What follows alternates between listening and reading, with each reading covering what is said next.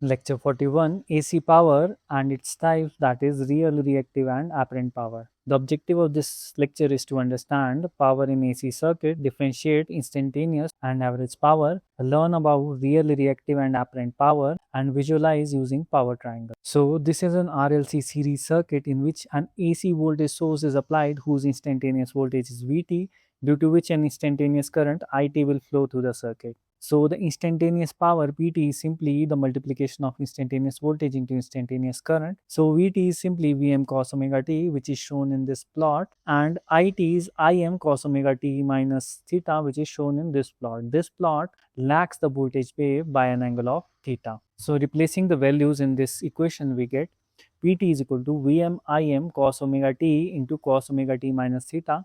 Using the identity cos A cos B is equal to half of cos A minus B plus cos A plus B, we get Pt is equal to Vm Im by 2 cos theta plus cos 2 omega t minus theta. So we can see that the angular frequency is 2 times the angular frequency in voltage and current. So therefore, the power oscillates at 2 times of the omega, which can be shown in this plot. So here, blue one is the voltage wave, the orange one is the current wave, and the corresponding green one is the power wave. So one cycle of power is shown like this, and it covers 1/2 cycle of the voltage. So that means that power oscillates at 2 times the angular frequency of the voltage. Moving on to average power. So average power is obtained by averaging the instantaneous power for a period of 0 to pi. So P average is 1 by pi 0 to pi Pt d omega t. So substituting the value of Pt, we get this equation, that is P average is 1 by pi 0 to pi Vm Im by 2 cos theta plus cos 2 omega t minus theta into d omega t.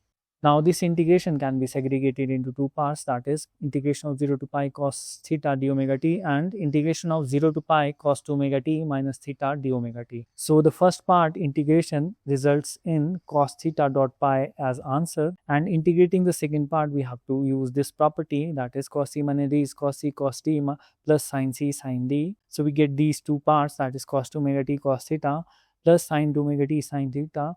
So integrating the first part and the second part from the limit 0 to pi, we get cos theta into half into sine of 2 pi minus sine of 0, which is 0 over all. Similarly, the second part is also equal to 0.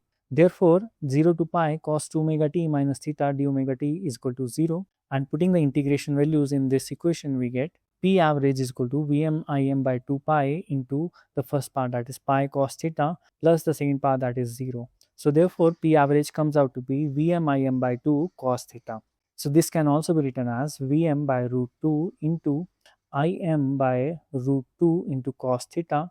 And we know that Vm by root 2 is Vrms and Im by root 2 is Irms. Therefore, power can be written as Vrms into Irms into cos theta, and the units of the real power is watts or kilowatt. This power is also named as active or the true power. So in this graph, which shows the instantaneous power changing at each instant, this red line represents the active power. Moving on to reactive power. So active power was the cosine part of the power. So reactive power is simply the sine part of the power, that is Vi sine theta. The units are volt ampere reactive or kilovolt ampere reactive, and this power is associated with inductive and capacitive elements. And finally, the third power is apparent power, which is simply Vrms into Irms, and the units is volt ampere or kilovolt ampere. This represents the total power drawn from the source. Now the relationship is simply S is equal to P plus J of Q, and taking the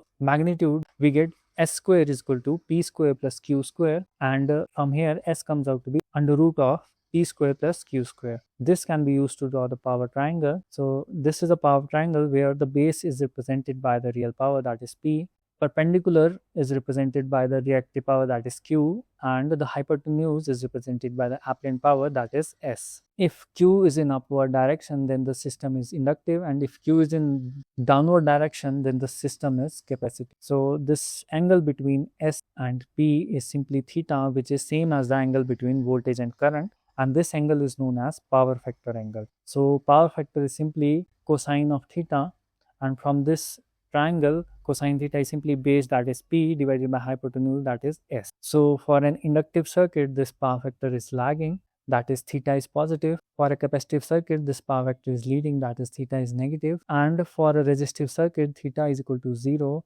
and the power vector is unity, that is cos 0 is equal to 1. Now, special cases, for a pure resistor, theta is equal to 0 degree and we only have active power, that is Vi, reactive power is equal to 0. For a pure inductor, theta is equal to 90, there is no real power and only reactive power, that is equal to Vi. And for a pure capacitor, theta is equal to minus 90 degree, there is no active power, only reactive power, that is minus of Vi. So P represents the useful work, Q represents the energy exchange between inductor and capacitor, and S represents the total power. Q is not obtained at the output, but it is essential for establishing the magnetic fields in the machine, which is essential for any electromagnetic phenomena in the electrical machines. So using these concepts, we can solve this numerical. Here, voltage and current are given, which is Vrms is 230 volts, Irms is 10 amperes, power vector is 0.8 lagging.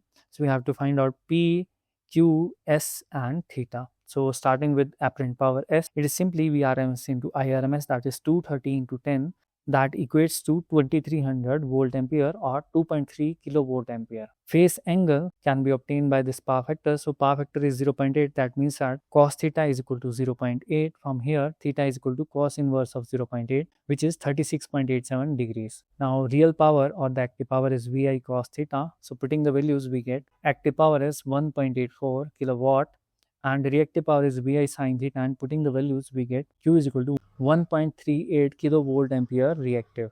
We can also draw the power triangle using these entities. So the base is represented by the real power, that is 1.84 kilowatts. The perpendicular is represented by reactive power, that is 1.38 kVAr, and the hypotenuse is represented by apparent power, that is 2.3 kVA. Now using the same concepts, you can solve this problem where power, power factor and voltage are given, and you have to find out apparent power, reactive power, current and power factor angle. Solve this numerical and post your answers in the comment box.